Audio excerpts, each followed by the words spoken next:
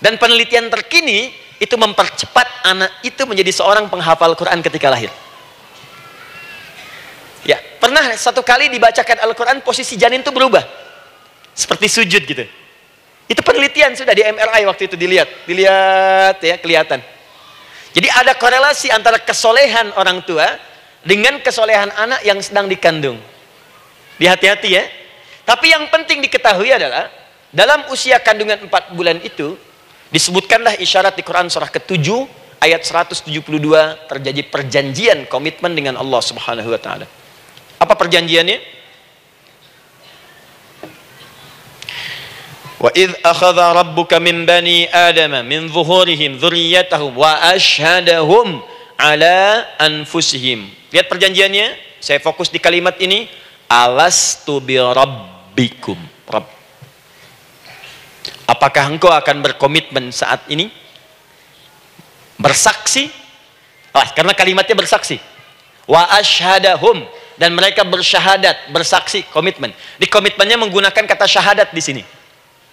Karena itu nanti setiap bayi yang sudah terlahir dari rahim ibu manapun itu berada dalam keadaan suci karena sudah bersyahadat dalam perut ibundanya. Masih ingat hadis ini? Kullu mauludin yuladu 'alal fitrah. Setiap yang terlahir dari rahim perempuan manapun itu membawa fitrah. Apa di antara fitrah yang dimaksudkan itu? Fitrah keislaman, fitrah mengakui Allah sebagai Tuhan. Itu nanti ada di Quran surah ke-30 ayat ke-30, paling kanan sebelah atas. Quran surah 30 ayat 30.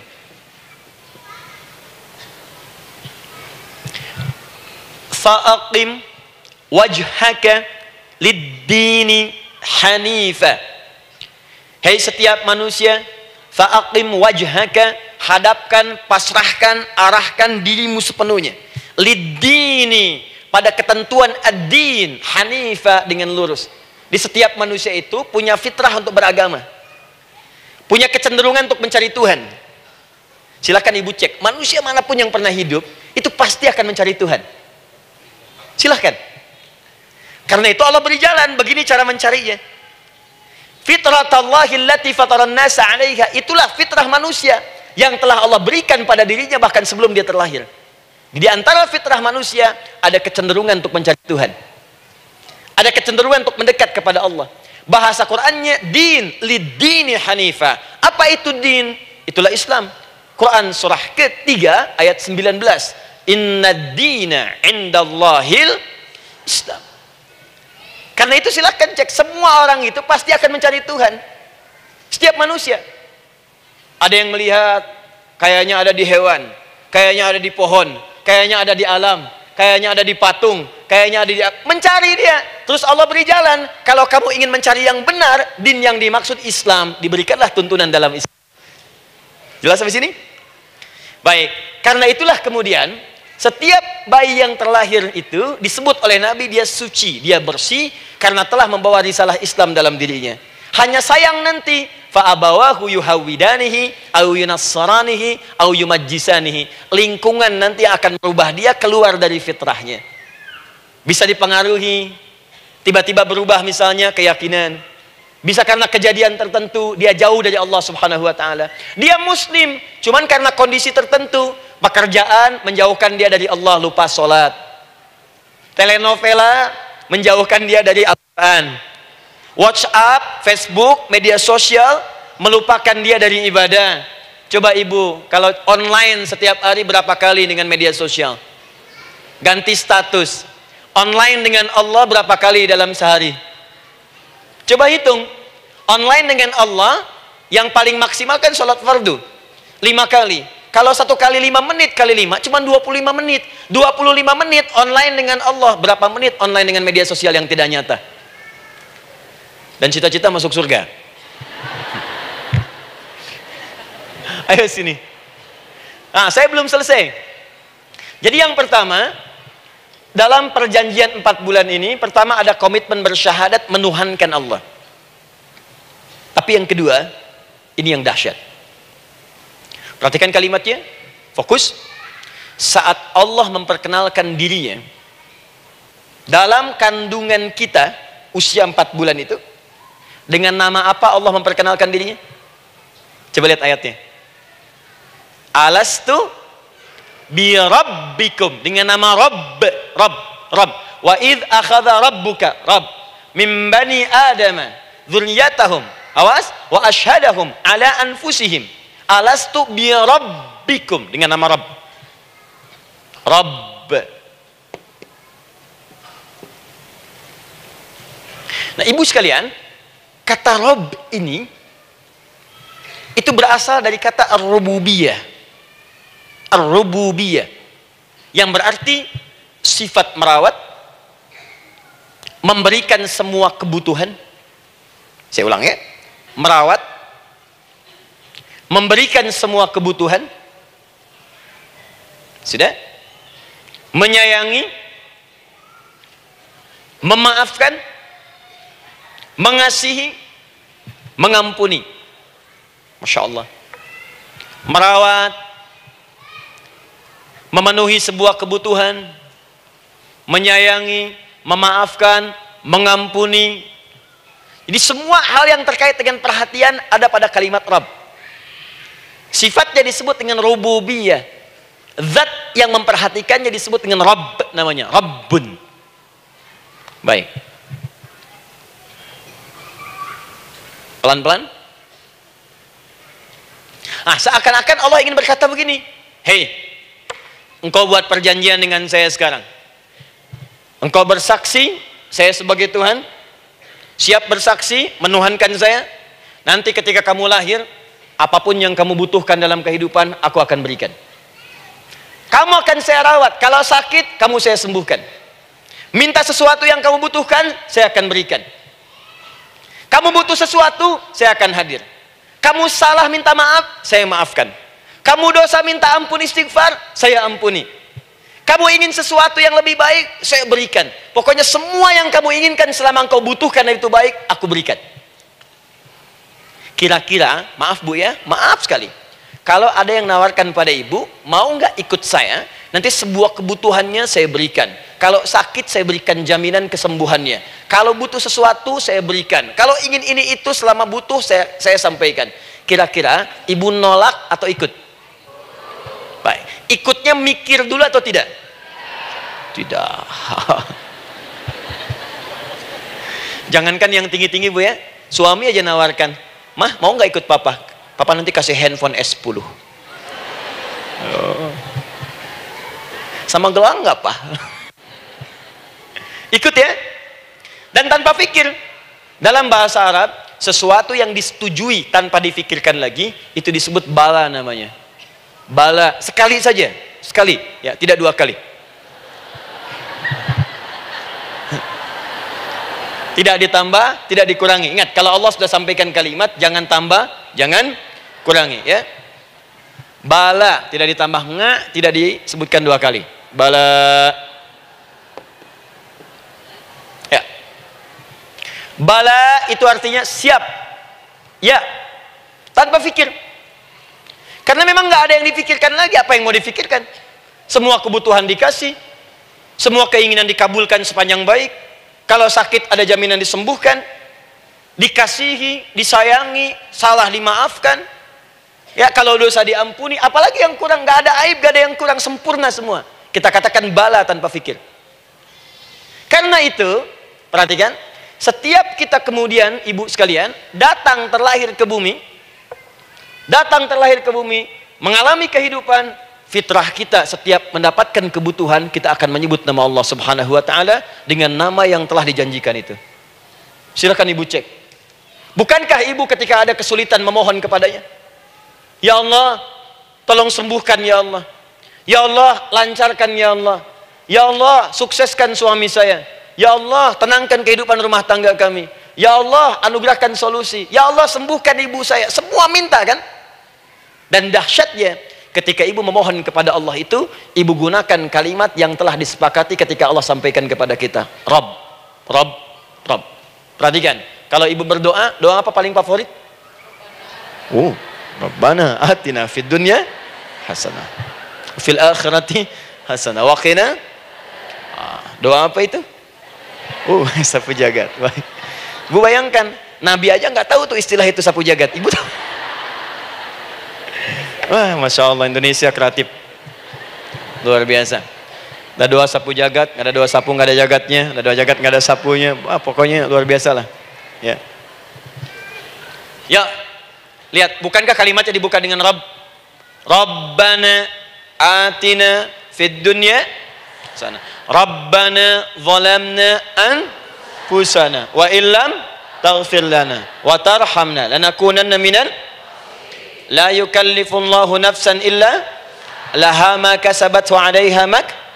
Perhatikan, Rabbana la innasina Rabbana Rabb. Ini ayatnya. Sapu jagat Quran surah 2 ayat 201. La yukallifullahu Quran surah 2 ayat 286. Rabbana zalamna Quran surah 7 ayat 23. Yang ingin saya sampaikan, setiap kita butuh sesuatu, kita menyebut namanya dengan kalimat Rabb. Kenapa kita katakan Rabb? Karena Allah sendiri menyebutkan dengan kalimat Rabb. Alastu bi rabbikum, saya nanti adalah Tuhan yang akan memperhatikan kalian, menyayangi kalian. Saya Tuhan yang akan merawat kalian, memberikan semua kebutuhan. Makanya ibu tuh kalau ada persoalan nagih seakan-akan ke Allah. Ya Allah, kan engkau yang berjanji kepada saya. Engkau yang berjanji, engkau yang menepati ya Allah, karena engkau Tuhan. Kalau manusia, dia berjanji, dia yang mengingkari. Dia awali, dia yang akhiri. Tapi engkau beda ya Allah. Kenapa? Engkau berjanji, engkau yang menepati. Quran surah ketiga ayat 9. Innallaha la yukhliful mi'ad. Engkau yang berjanji, engkau yang menepati. Engkaulah awal dan akhir dari semua hal. Engkau mengatakan saya Rabb yang akan memberikan semua kebutuhan. Sekarang saya butuh ya Allah. Engkau berjanji akan menyembuhkan, sekarang saya sakit ya Allah. Engkau berjanji akan memberi solusi, sekarang saya sedang punya masalah ya Allah. Engkau berjanji akan memberikan kesuksesan, sekarang saya sedang menapaki itu ya Allah. Makanya ibu sebutkan kalimat Rabb, Rabb, Rabb, Rabb. Jadi sesungguhnya doa itu adalah fitrah dari setiap manusia, karena mulai dibangun komitmen sebelum dia dilahirkan ke muka bumi. Jadi kalau kita bicara tentang doa, doa itu fitrah kehidupan bagi setiap manusia. Hidup. Sekaligus penanda komitmen yang membedakan antara Khalik dengan makhluk, hamba dengan Allah, manusia dengan Tuhan. Kan Allah katakan saya Rabb ya, saya yang ngasih, saya yang Tuhan. Berarti kita yang makhluk kan, kita yang butuh kan. Allah yang memberi, kita yang butuh. Untuk membedakan mana yang butuh, mana yang ngasih, maka pembedanya adalah doa. Jadi kalau ada manusia yang nggak pernah doa selama hidup, itu tandanya ada yang salah dengan kehidupannya. Karena seakan-akan dia nggak butuh Tuhan. Sebab perbedaan manusia dengan Tuhan itu sebelum lahir, salah satunya ditunjukkan dengan sifat butuh kita kepada Allah. Makanya sekaya-kayanya orang itu pasti berdoa. Manusia paling kaya di muka bumi pun kalau besoknya mau ada pekerjaan atau proyek, dia berdoa dulu tuh. Ya Tuhan, tolong lancarkan proyek ini. Butuh.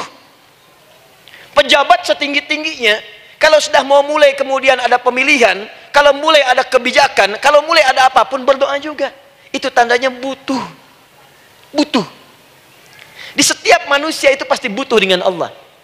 Karena itu kalau ada manusia yang nggak pernah berdoa selama hidupnya, itu langsung mendapatkan kecaman dari Allah dan dijamin akan masuk neraka yang paling dalam.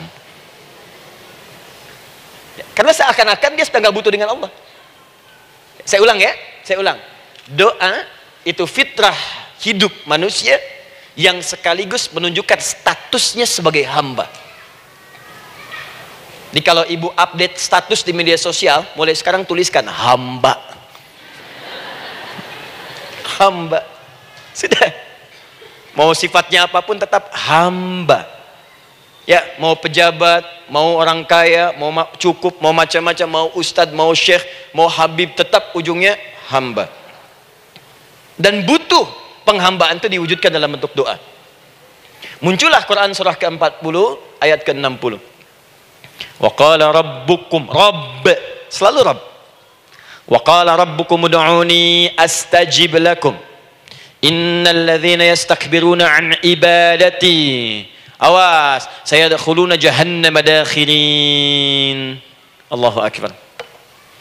Dan Rabbmu berfirman, mengingatkan kembali kepada kalian semua, hei hamba-hambanya, kalau ada kebutuhan, kalau ada masalah, kalau ada permintaan, kata Allah, ayo doa sama saya, minta. Kan kita sudah bikin perjanjian. Makanya Allah katakan, kalau punya masalah, Bu, berdoa, bukan mengeluh. Kalau punya persoalan, Bu, berdoa, bukan bikin status. Rasanya aku tidak sanggup. Ditulis di Facebook. Ngapain? Terus kalimat Allahnya pun jelas. Minta kepadaku, bukan mengeluhkannya. Kamu tidak seperti yang aku kira. Nungguin komen. Sambil masak, celing ada satu. Ece kunaon.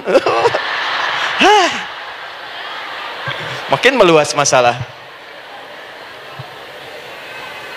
Untuk abi mas sabar. Sudah. Paham ya? Jadi ini kaidah hidup yang pertama. Sebetulnya sederhana, cuman jarang digunakan gitu. Sederhana, cuman jarang dipakai. Kata Allah kan, kamu doa itu, saya kasih ketenangan. Jadi Bu, gini, doa itu manfaatnya, walaupun solusi belum datang, tapi hati tenang. Tenang. Jadi kalau mau curhat-curhat sama Allah, sampaikan, minta, mohon, berikan. Minimal tenang. Saya kasih rahasia ya. Ini diantara kita saja nih. Lihat sini. Saya hapus dulu deh. Bismillah. Masya Allah. Mau ngapus sendiri, nulis sendiri, penghapus, lari sendiri.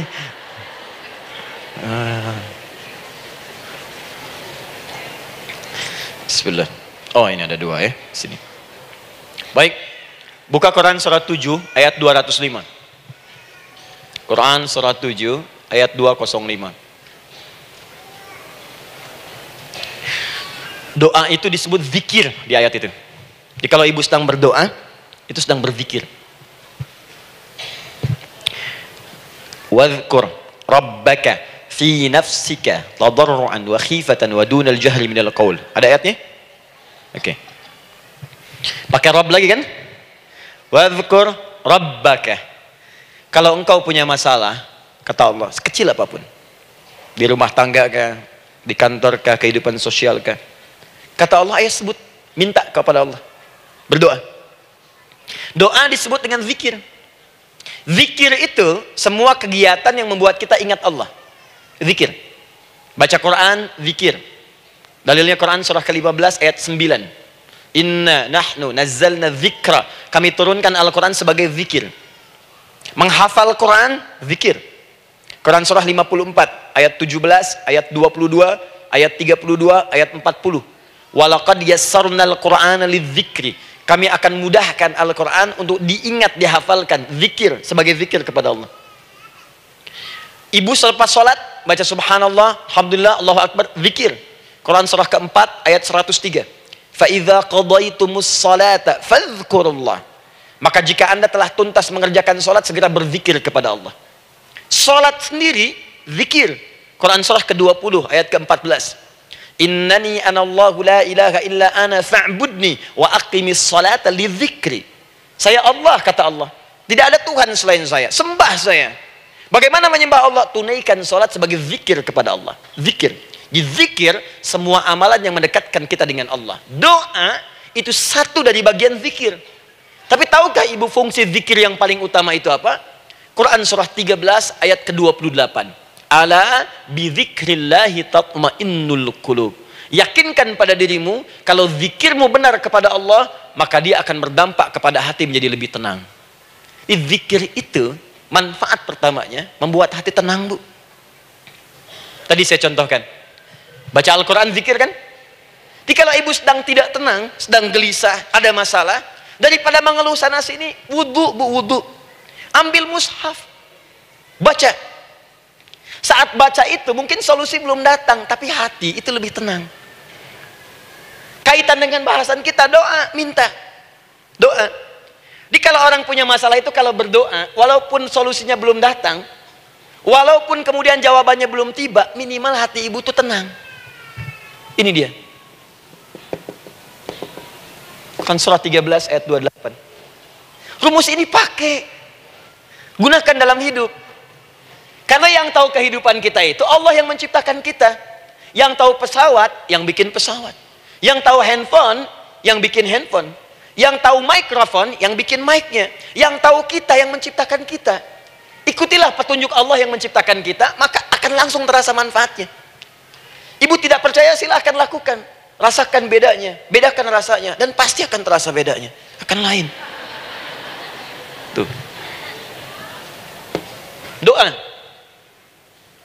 Tapi ingat, yang paling penting kata Allah, doa itu bukan sekedar penting permohonannya, tapi menunjukkan status kita sebagai hamba di hadapan Allah Subhanahu wa taala. Jadi kalau ada orang selama hidup tidak pernah berdoa, artinya dia mengingkari statusnya sebagai hamba di hadapan Allah Subhanahu wa taala.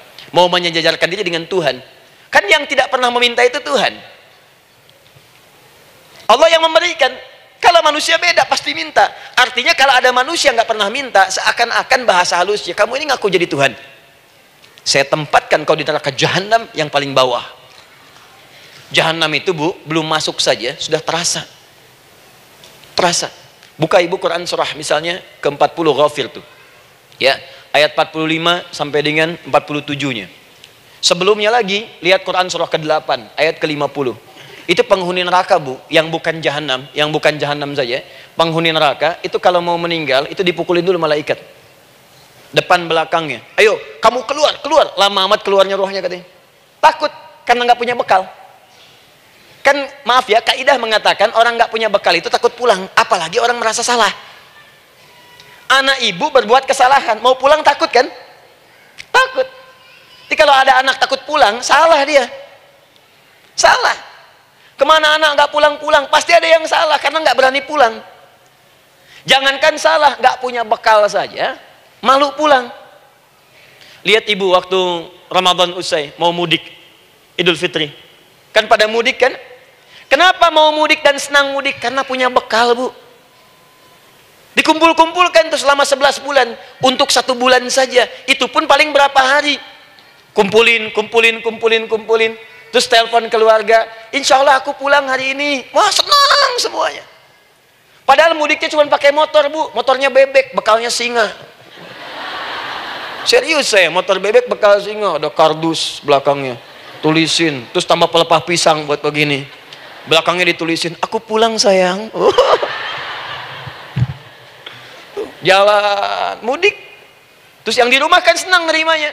Kenapa? Karena ada yang pulang dan bawa bekal. Saya pernah tanya pada seseorang, kenapa anda nggak mudik? Nggak ada bekal Ustadz, nggak ada bekal, malu pulang. Kebayang nggak saat pulang menghadap Allah nggak punya bekal? Malu pulang, apalagi punya banyak salah, jadi nggak mau keluar rohnya. Malaikatnya geram, dipukulin sama malaikat, pukul depannya, pukul depan. Kamu ini cepat keluar. Keluar. Malu pulang.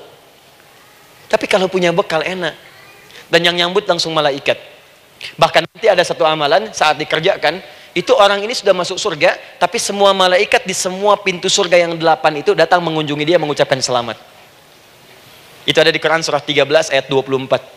Salamun alaikum bima sabartum fa ni'ma uqbaddar. Selamat ya saat di dunia sabar mencari bekal, dan ini bekal terbaik yang kamu dapatkan, silahkan nikmati surga yang kamu rindukan itu. Ini nikmatnya tempat yang pernah nanti kamu kunjungi.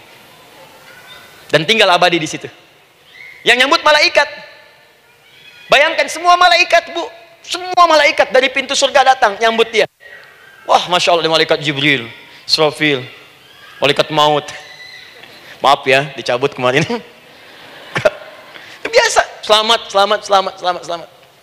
Dunia aja kalau ada yang nyambut senang kan? Rumah dicat, datang, sambut depan rumah, semua hidangan ada. Masya Allah. Bahkan yang tidak ada jadi ada. Luarnya kongwan, dalamnya rangginang gitu kan. Wah, muncul semua. Paham ya? Jadi ini bagian pertama. Jadi kita katakan kenapa manusia mesti berdoa? Jawabannya karena manusia itu hamba. Dan doa itu adalah fitrah, bagian dari kehidupan. Kenapa manusia mesti berdoa? Karena ada komitmen dari Allah.